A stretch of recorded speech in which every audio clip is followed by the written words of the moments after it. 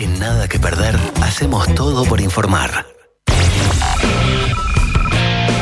Protagonistas. La entrevista del día en Nada que Perder.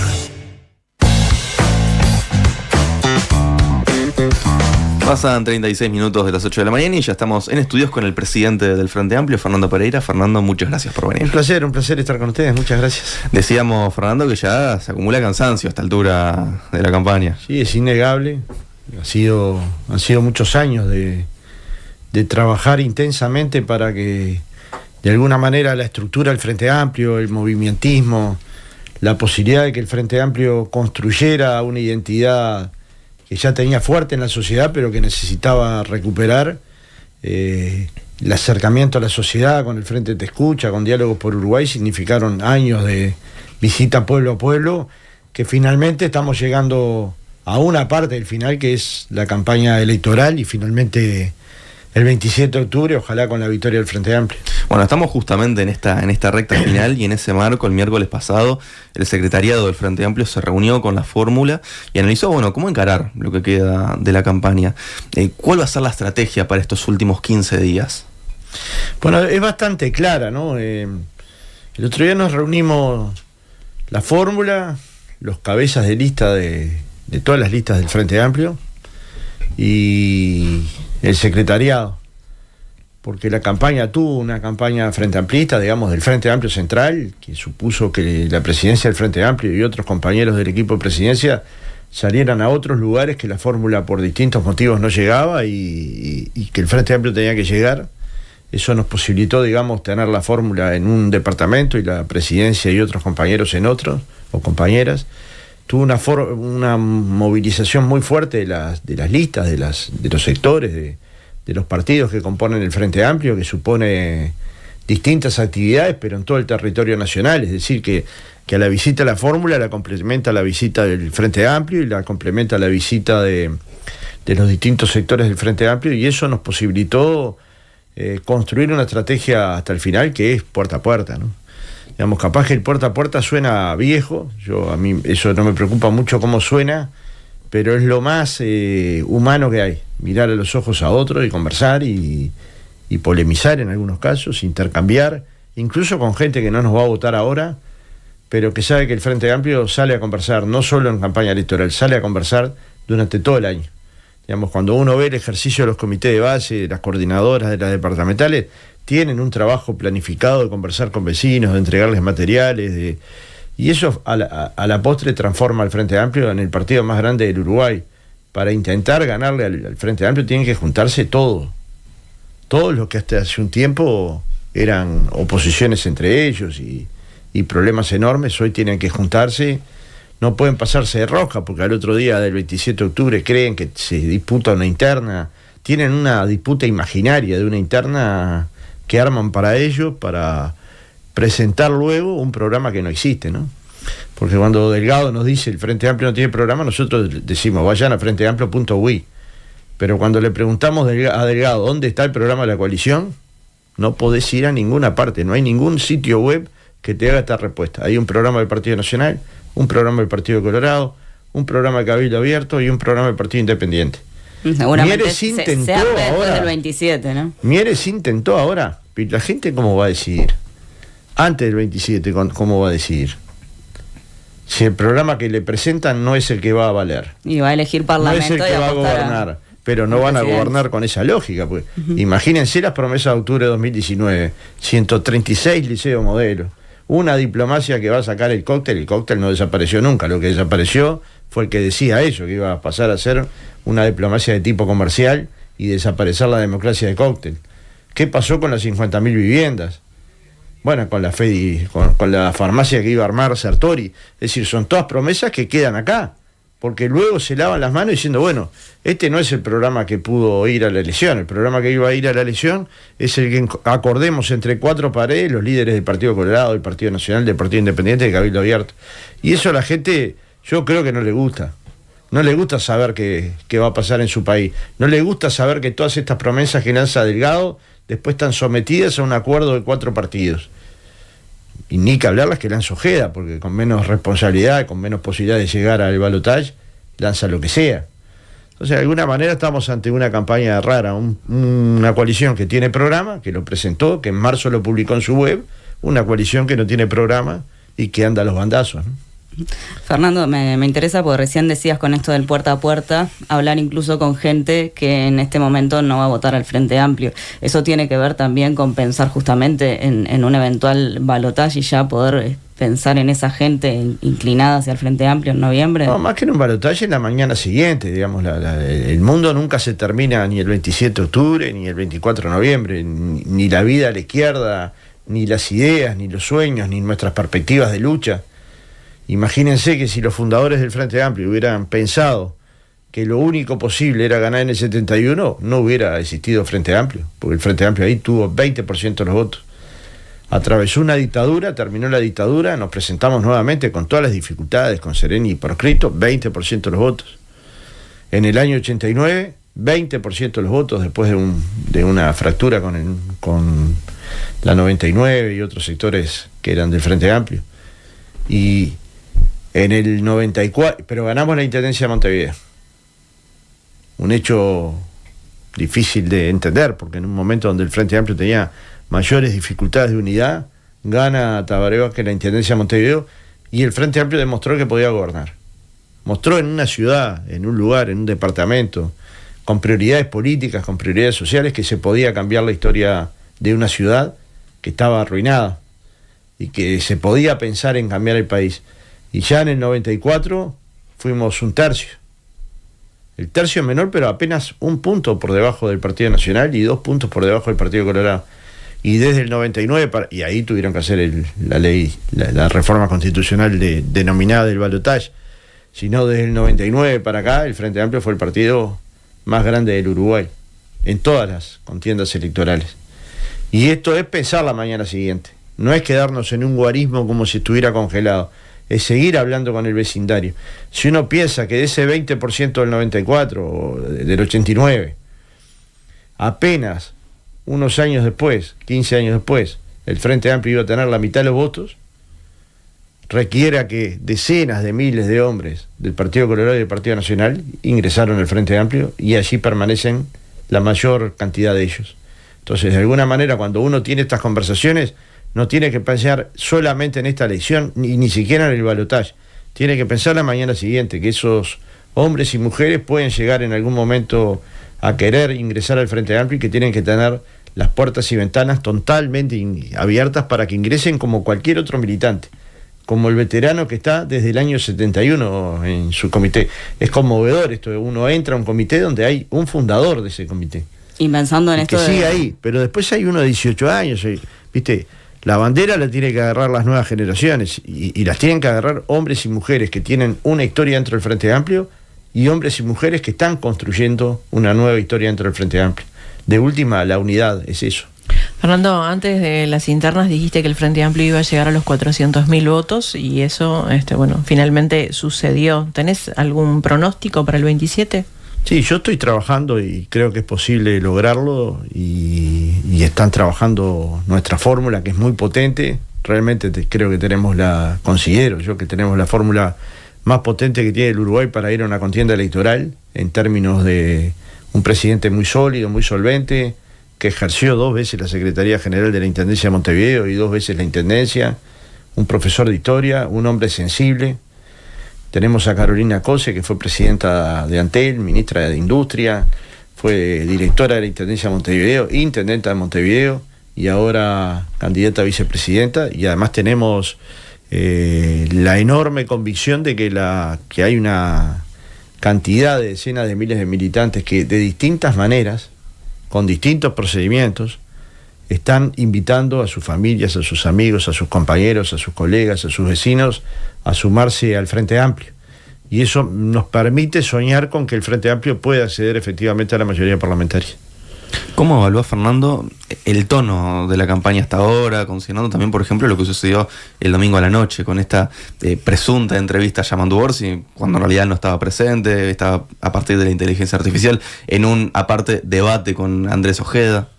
Bueno, ahí tendríamos que legislar, ¿no? Y de hecho creo que hubo un proyecto en esta legislatura sobre el uso de la inteligencia artificial para este tipo de cuestiones, ¿no?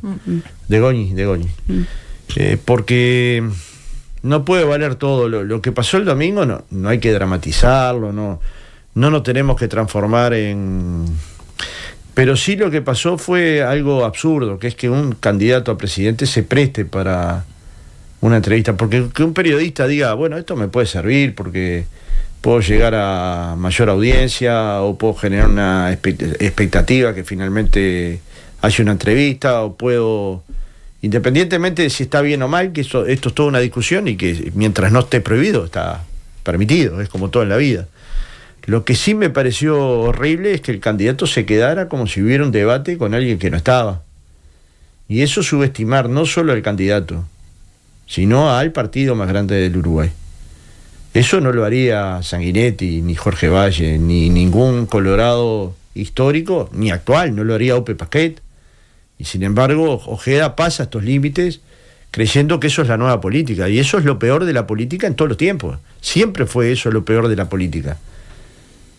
Despreciar al otro, creer que la política es para algunos, para los poderosos. No pudo explicar en la entrevista de dónde sacó el $1.000.000, con el millón que él dice que vale $1 millón. Si puede hacer campañas del volumen que hizo Ojeda en la interna con $1 millón, yo me gustaría hablar con la gente del frente para que nos administrara las campañas, ¿no? Porque o no les cobran los minutos de televisión o algo no le cobran. Pero suponiendo que el millón está bien, que no lo va a declarar porque fue de campaña interna, no tiene obligación de declarar, ¿quién puso tanta plata? El Frente Amplio. Para el Partido Colorado, que tenía en ese momento 7-8% de intención de voto, que en la interna colocó 100.000 votos. El crecimiento del Partido Colorado responde a un desplome del Partido Nacional, no a un crecimiento genuino del Partido Colorado, a un desplome que tiene múltiples consideraciones que las hará el Partido Nacional con sus enojos, yo qué sé, o la culpa será del Frente Amplio. ¿Tiene datos el Frente Amplio de dónde puede provenir este dinero? No tiene, pero debería explicarlo él. Nosotros no especulamos con nada, decimos, cuando alguien hace un gasto, como dice Manini, ¿no? Manini que dice, es un gasto exorbitante, es un gasto enorme, que nunca se explica de dónde sale, por qué el poder está apoyando a este candidato, se hace todas esas preguntas, y esas preguntas no tienen respuesta. Si no tiene respuesta Manini, imagínense usted el Frente Amplio, ¿no?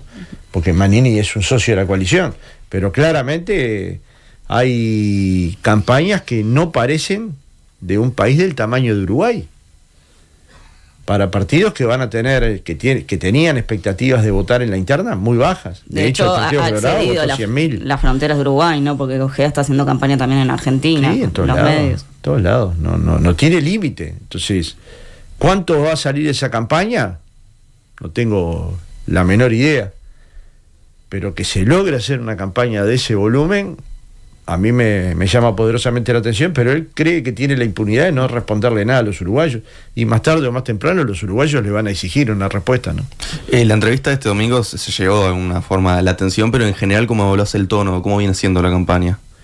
No, en general es una campaña aceptable, porque, digamos, no sé, uno tiende a compararla con las de al lado o con otras campañas cercanas. El nivel de convivencia que tienen los partidos en Uruguay es altamente positivo, y no deberíamos dejarla contaminar ni por la política argentina, ni por la política brasilera, ni por la forma de hacer periodismo de los argentinos, ni la forma de algunos periodistas brasileños. Deberíamos seguir siendo un país donde efectivamente la política fuera la decisora, que la gente pudiera decidir por los candidatos, por los programas, por las ideas, por los intercambios, por las entrevistas, y no por campañas sucias. Nosotros empezamos esta campaña con una denuncia falsa a Orsi, de alguien que era militante del Partido Nacional y que tenía una lista registrada. Y esa campaña, esa denuncia fue una denuncia dura. Con el tiempo la vamos olvidando, porque decidimos como esquivar el problema y seguir, ¿no? Y resolverlo en la vía judicial. Y lo resolvimos en la vía judicial, y claramente Yamandú demostró no solo que no había estado allí, sino que se había armado una trama claramente para desgastarlo políticamente.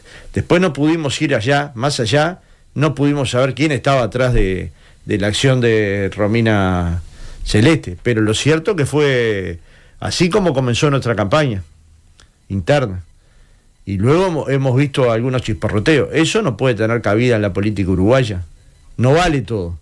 No valen las denuncias falsas, no valen la fake news, no vale que un senador publique una noticia falsa y no la despublique, no vale.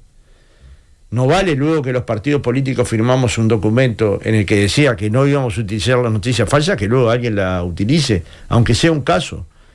En general eso no sucede.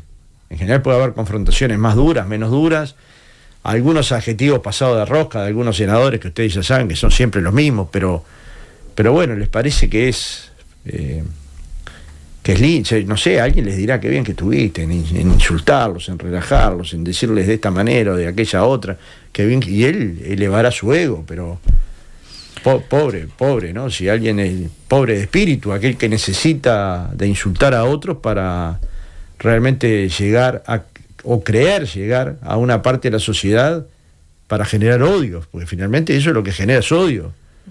Si vos le mentís a la gente diciendo que otro no trabaja, que son unos haraganes, que son unos canallas, ¿qué hace? Generar odio, yo qué sé, a mí me parece de las cosas más pobres, pero muchas veces me da pena, ¿no?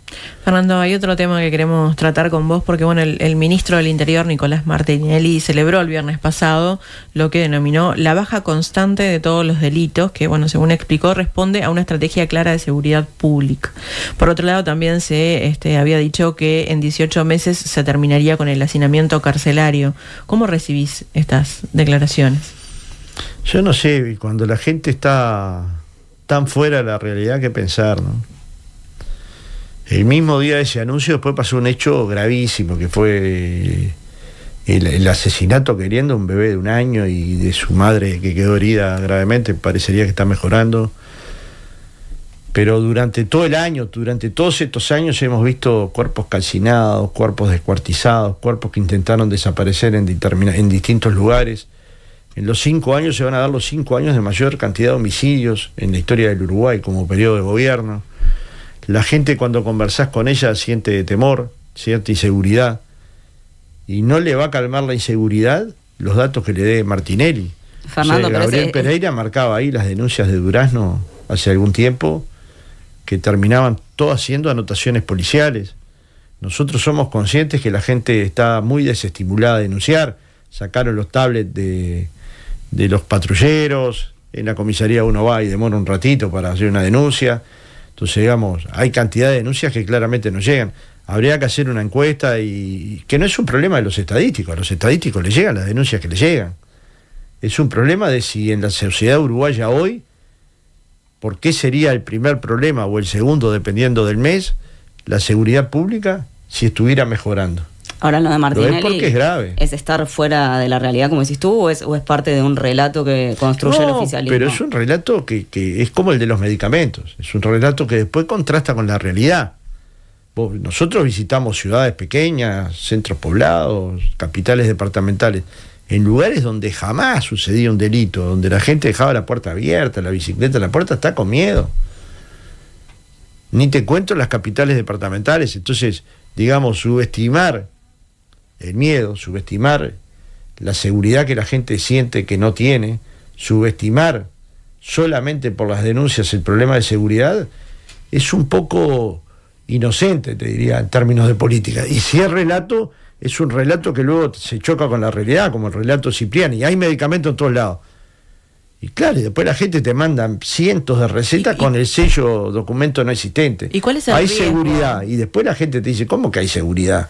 ¿Cuál es el riesgo de todo esto, de no tener un termómetro real de lo que está sucediendo? Bueno, el riesgo es que no tomemos la dimensión del problema que estamos enfrentando. El Frente Amplio diagnosticó por distintos expertos que hay una cantidad de bandas criminales que operan en el país. Ya Heber habían dicho que eran más de 50, hoy son cerca de 60, y que claramente hay que combatirlas. Y eso supone un trabajo de inteligencia policial. Si partimos de la base de que no hay una circunstancia grave, cuando tenemos 16.000 presos y los delitos más o menos permanecen en la misma cantidad, porque hay cambios poco significativos, bueno, si hay una cantidad de denuncias que no se están formulando y todo el mundo lo sabe, cualquiera lo sabe, cualquiera de ustedes lo sabe. Entonces, digamos, me parece que subestimar el tema es errático, porque hay que encontrar una política de Estado que le permita a la gente caminar tranquila por la calle, ¿no? Y eso requiere de los demás partidos, requiere de la academia, requiere del conocimiento que se haya formado aquellos quienes han estado al frente de los ministerios del Interior. A mí me parece que por momentos creen que la gente no entiende, y la gente siempre entiende. ¿Cuándo va a citar el Frente Amplio a ese gran diálogo social en caso de ganar las elecciones por el tema seguridad? Bueno, lo antes posible. Tiene una hoja de ruta, es consciente que lleva un tiempo un diálogo de estas características, y es consciente que tiene que llegar con su propia política. Ojalá en esos primeros 2 años se logren acuerdos generales que nos permitan a todos los partidos actuar en la misma dirección y complementar políticas que nos permitan abatir, en un país tan pequeño como el nuestro, delitos que han sido muy duros, ¿no? Pregunto porque por la gravedad del asunto una pensaría que hay que aplicar de forma inmediata cambios en las políticas. Lo que está claro que lleva un tiempo un diálogo. Un diálogo es un intercambio. Un diálogo no es juntar 6 personas y ver qué documentos tienen y juntar las partes buenas, que fue lo que intentó Sanjurjo con buena voluntad, pero eso no es un diálogo. Eso es intentar en una coyuntura, un préstamo del BID, acordar algunas políticas centrales. Un diálogo requiere de intercambio de académicos, de intercambio de políticos, de llegadas a acuerdos centrales sobre las políticas de represión, de rehabilitación, de reinserción, de inclusión. Y supone acuerdos generales de invertir en un tema que es tan delicado y que muchas veces nos hemos encargado de nosotros mismos de que cada pesito que vamos a colocar ahí, la gente diga, ¿por qué van a colocar ahí esa plata?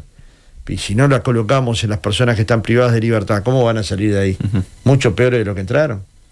Entonces, de alguna manera, los acuerdos nacionales permiten tener una atención prioritaria en temas que puedan ayudar a minimizar de verdad el problema de la seguridad pública, como en otras décadas del Uruguay pasó, ¿no? Si seguimos hablando de números y estadísticas, Fernando, según una reciente investigación del Instituto de Economía de la Facultad de Economía, en este periodo se habrían creado miles de puestos de trabajo menos que los que plantea el gobierno. El economista Braulio Cerco lo resumió planteando que en lugar de 80.000 se crearon 30.000 puestos de trabajo. ¿Qué relevancia le das a estos datos? Y es real, pero no es un problema del INE, no, yo por lo menos no tengo una crítica con el INE. Hay un cambio metodológico que luego no te permite comparar con 2019. Pero no es que el cambio metodológico esté mal, porque como cualquier encuesta se va actualizando. El INE es un organismo muy confiable. Esa actualización la conoce el Frente Amplio, la conoce el Instituto de Economía, pero también la conoce el gobierno. Durante mucho tiempo polemizamos sobre cuántos miles de puestos de trabajo se habían construido, y nosotros decíamos que se habían construido bastante menos que esos 80.000. Ahora lo que hizo el Instituto de Economía es un trabajo claro, comparando una metodología con la otra y haciendo un cálculo certero, y da la creación de 30.000 puestos de trabajo. Y es la realidad. Crear 30.000 puestos de trabajo tampoco hay que despreciar, ¿no? Porque son puestos de trabajo que la gente necesita. También cuando vas a ver la calidad de esos puestos de trabajo, son puestos de trabajo de 25.000 pesos o menos, la mayoría de ellos. Entonces, digamos, lo que pasó en Uruguay es que se congeló el poder de compra de la gente y apenas se lograron aumentar 30.000 puestos de trabajo. Hay que trabajar para dar un salto en el empleo. A mí me llamaba mucho la atención que en el FAT escucha el planteo reiterado como principal problema de una familia era el empleo. Y vos me decís, si se construyen 100.000 puestos de empleo, ese no es el primer punto. Claramente no lo es. Si la gente cuando se anotaba para jornales solidarios, se anotaba más gente que la que posiblemente estuviera en condiciones de acceder a ese empleo solidario, a ese trabajo solidario, es que claramente la demanda de empleo era muy grande y la demanda de querer trabajar de la gente también era muy grande. Entonces había bastante evidencia de que el número era bastante menor al esperado. Bueno, esto la gente lo sabe, ¿no? Ahora, Fernando, ¿es casualidad esto de que se hablen de muchos más puestos de trabajo de los que realmente se efectivizaron por un lado, que se hable de muchos menos delitos de los que realmente suceden? ¿Es casualidad este discurso de las autoridades donde los números son tan favorables para la gestión de gobierno? No, si vos los escuchás, vivimos en un país donde la gente mejoró. Y otro informe del Instituto de Economía habla que el 95% de los hogares perdió poder de compra. Una encuesta del CAF dice que el 63% de los hogares no llegan a fin de mes. Cualquier investigación en policlínicas y hospitales, bueno, acá han tenido varias, entrevistados, dan cuenta de que no hay medicamentos para enfermedades crónicas, psiquiátricas o vinculadas a la diabetes o a la presión arterial o a distintas patologías, e incluso calmantes. Eso conversando con los usuarios de salud pública de cada lugar del interior del país, o incluso con usuarios con usuarios personales que te traían las boletas diciendo, mirá, acá están las boletas. Yo acá en mi celular tengo una cantidad de fotos le sellan. Cuando uno hace un sello para poner medicamento no existente, es que lo tiene que sellar seguidamente, si no escribe medicamento no existente y firma. Cuando empezás a sellar es porque la cantidad es enorme. Y eso, ¿con qué se contrasta? Con la realidad del que va a la policlínica, con la realidad del que va al hospital. No es que tiene que creerme a mí. Ellos mismos padecen esa circunstancia. Entonces, digamos, entre la realidad del gobierno y lo que sucedió que un país estuvo estancado durante 5 años, que creció, pero el crecimiento no le llegó a la gente. Tuvo un crecimiento moderado, ¿verdad? Pero ese crecimiento moderado no le llegó a la gente. Lo cierto es que los trabajadores perdieron 45 o 60 jornales en los primeros 3 años del gobierno, que nadie se los va a devolver, nadie. Y que al final del periodo de gobierno los salarios van a valer 1% más que en 2019, un poco más de 1%, es decir, media década perdida. Esta es la realidad, digamos, de la situación que le queda a la gente. Luego la gente puede estar indignada por lo de Astesiano, por lo de Marcet, por la trama de poder que se hizo para proteger al senador Penadez, por lo del puerto, por lo de turismo, por los ediles que entraron a Salto Grande, por la cantidad de barbaridades que se dieron presionando a la justicia en determinados casos, o particularmente a la Fiscalía, por la cantidad de hechos de opacidad, la rotura de un documento público donde se indicaba que un narco era peligroso y pesado, y le dijeron al Parlamento que era un jugador de fútbol, organizador de espectáculos, ¿no? Todas estas cosas pueden indignar a la gente, pero la calidad de vida de la gente, que finalmente es cuando uno se mira, quedó estancada. Y a nadie le gusta quedar estancado luego de 15 años en el que venía creciendo su capacidad de compra, su capacidad de acceso a distintas cuestiones, como materiales para los hijos, poder salir de paseo, de vacaciones, el turismo social. Es decir, había una cantidad de derechos que el Uruguay había conquistado que finalmente o quedaron estancados o desaparecieron. Del turismo social ya no se habla. Y eso era la oportunidad de miles de personas de acceder en baja temporada a distintos lugares turísticos del Uruguay, y para muchas personas fue conocer el mar, para muchos trabajadores rurales fue conocer el mar. Yo no sé si magnificamos este valor. Perico Pérez Aguirre decía que estas cosas eran darle sentido a la vida, ¿no? Que cuando uno generaba las condiciones para que las personas mejoraran, para que las personas llegaran al mar, para que las personas tuvieran un nivel de vida adecuado, para que pudieran vivir de su salario, para que los derechos humanos le fueran respetados, en cierta medida eso era darle sentido a la vida. Militar por esas causas era darle sentido a la vida. Y hoy la causa de generar escuelas de tiempo completo para la mitad de los uruguayos es una causa. Dar becas Butiá, multiplicarlas por 5 para que lleguen a la mayor cantidad de estudiantes de secundaria y al mismo tiempo el valor pasarlo de 10 a 25 mil pesos, es darle sentido a la vida. Pensar en que la gente acceda a la vivienda con un subsidio al préstamo, al crédito y un subsidio a la cuota, es pensar que la gente llegue a la vivienda.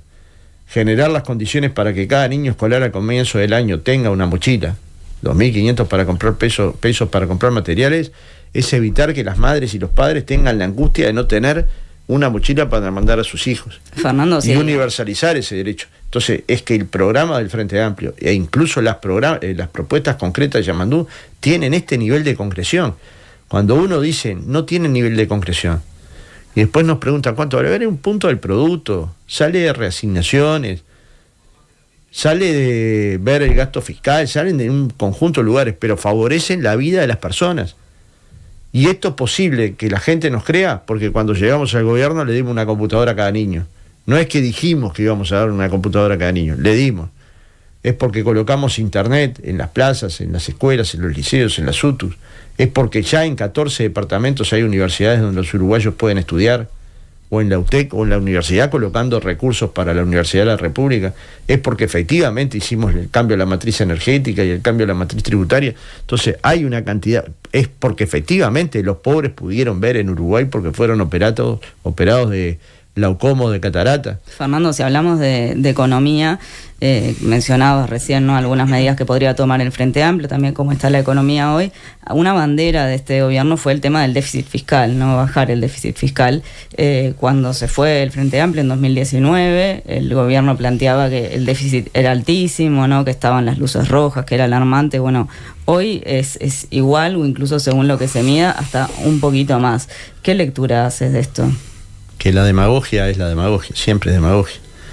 Digamos, el déficit, como decís vos, está en el mismo lugar y la deuda neta es mayor. Es decir, Uruguay está en peores condiciones. ¿Esto quiere decir que es dramático? No. Si nosotros sosteníamos en 2019 que no era dramático, hoy no es dramático. ¿El gobierno puede explicar por qué en 2019 decía que no era dramático? Que era dramático y hoy no es dramático. Y no, porque se hacen los distraídos, porque no aceptan esas preguntas, porque si se las hacen, circulan y contestan otra cosa. Pero lo cierto es que el Uruguay tiene el mismo déficit fiscal, pero además tiene menor gasto educativo, menor gasto en salud, menor gasto en vivienda, problemas de ejecución en organismos que son importantes. Tenemos problemas en la Junta de Transparencia y Ética Pública y no hemos gastado la totalidad del presupuesto. ¿Cuánto va a condicionar eso un próximo gobierno? Nosotros creo que tenemos una herramienta que gobernamos después de 2004, cuando el país estaba arruinado. La tasa de desempleo era de 2 dígitos, el Banco República estaba quebrado técnicamente, el banco hipotecario no solo no podía prestar, no podía devolverte tus ahorros. Eso casi nunca se dice. No te podía devolver tus unidades reajustables, las que habías juntado para comprar tu vivienda usada o nueva, no te los podían devolver. Tenías un problema de 40% pobreza, de más de 50% pobreza infantil. Ese fue el país al que llegó el Frente Amplio en el año 2004. Algunos de los guarismos. Los policías no tenían salario. Para acceder a un salario más o menos mínimo, trabajaban decenas y decenas de horas de 222, incluso a límites inhumanos. Yo vi al 222 que estaba en mi trabajo, que se golpeaba la cabeza contra la garita la que cuidaba la tesorería del organismo. Digamos, pues dormían realmente poco. A esa gente se la atendió y se le duplicó, se le multiplicó por 2,5 veces el salario, se le dio uniforme adecuado, se le dio armamento adecuado, se le dio chalecos que estuvieran vigentes. Digo, Hubo una capacitación. Viéndolo así, parecería que para el Frente Amplio sería muy fácil. No digo fácil, digo que tiene una experiencia. Conoce el Estado, tuvo 15 años en el Estado, entiende más o menos lo que pasó en este periodo, tiene un grupo económico, un equipo económico muy sólido, muy potente, que lo va a encabezar Gabriel Odone, tiene equipos de políticas sociales, de políticas sanitarias muy potentes. Entonces considero que el Frente Amplio llega a un gobierno que está con problemas de déficit, que está con problemas de crecimiento, que está creciendo a tasas más o menos de 1%, que está con problemas de distribución y que está con problemas de desigualdad. ¿Es posible que el Frente Amplio atienda estos problemas? Sí, es posible. ¿Tiene los equipos para llevarlo adelante? Sí, tiene los equipos. ¿Tiene una estrategia para que el país crezca? Sí, la tiene. De hecho, Yamandú la explicitó bastante claramente en su exposición en Colonia. Luego, si el resto de los partidos no la quieren leer, nosotros no podemos hacer nada. Pero claramente él ahí ubicó cómo potenciar las cadenas de valor, qué industrias iba a potenciar, cómo potenciar el riego en Uruguay y cómo insertarnos de mejor manera para comerciar con nuestros productos de mejor manera. Entonces, digamos, hay una lógica de crecimiento y luego hay una lógica distributiva que tiene que ver con el salario de casi 550.000 personas que ganan menos de 25.000 pesos. Y con eso en Uruguay no se puede vivir. Hay un último tema sobre el que nos gustaría consultarte, Fernando, ya que hace un año se aprobó por unanimidad en un plenario nacional del Frente Amplio una resolución que sienta las bases para el diálogo en seguridad social.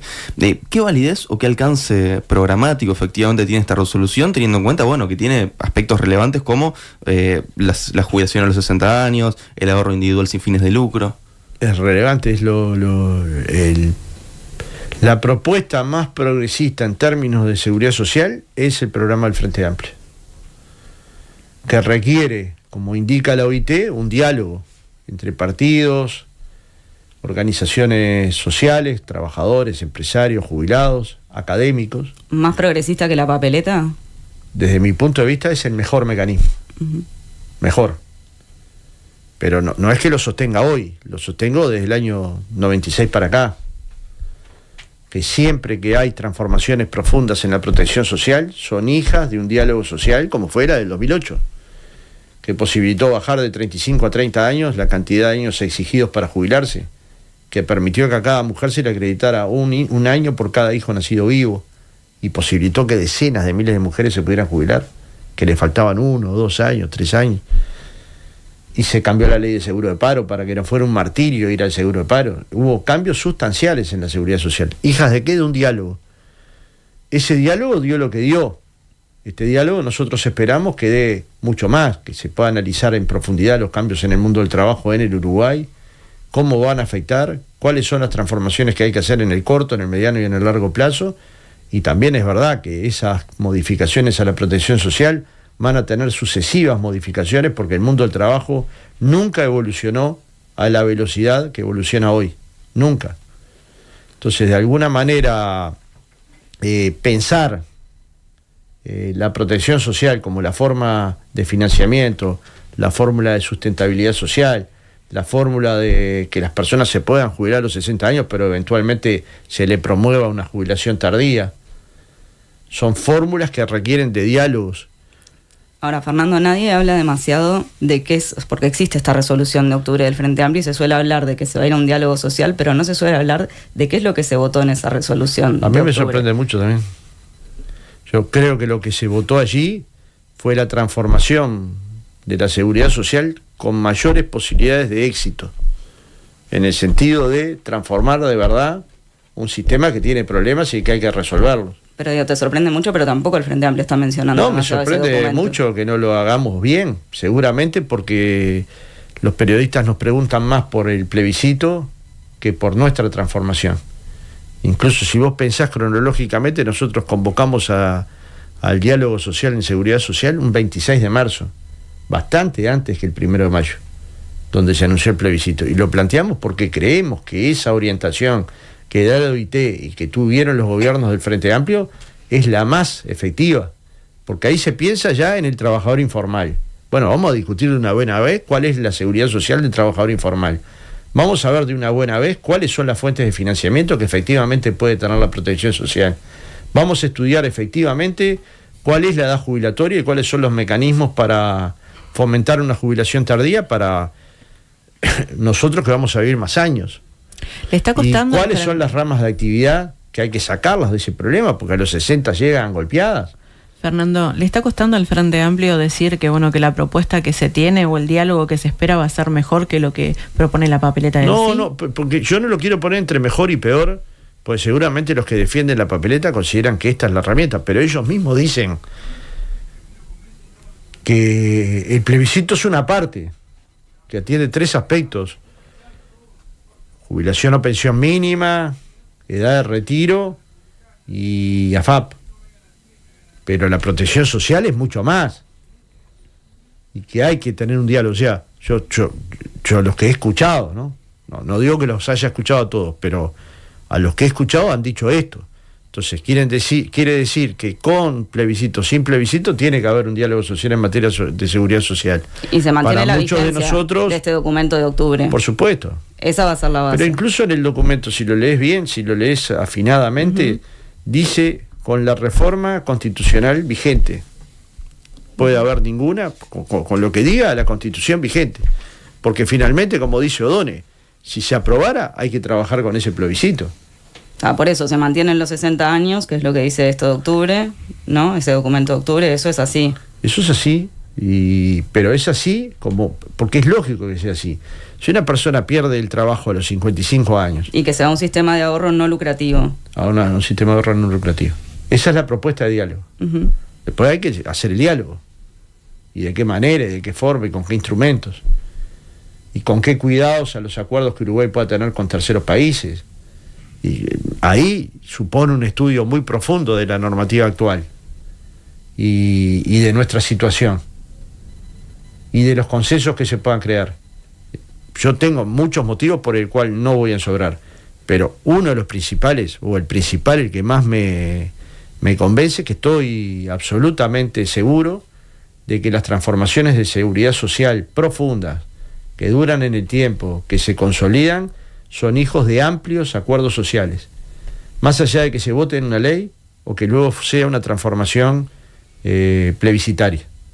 Por ejemplo, en el 89, donde se votó ajustar las jubilaciones por índice medio de salarios, que también se armaba ahí era una discusión muy grande. Sanguinetti y Jorge Valle tenían posiciones bien diferentes sobre este tema. Pero ¿qué se había logrado en ese plebiscito? El acuerdo social, el acuerdo con el Frente Amplio, el acuerdo con una parte del Partido Colorado, el acuerdo con una parte del Partido Nacional. Entonces el cambio fue muy sólido.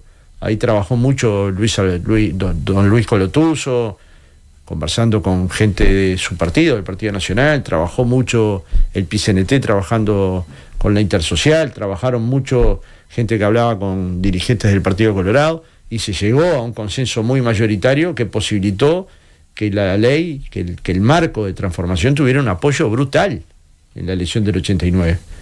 Y lo mismo sucedió en el 94, cuando empezamos a percibir que se incluían muchos artículos en las rendiciones de cuentas vinculadas a la seguridad social, para inhabilitar que en las leyes de presupuesto y de rendición de cuentas ingresaran artículos que tuvieran que ver con la seguridad social. Y ahí también hubo amplios acuerdos. Ahí había una diferencia fuerte entre Volonté y la calle.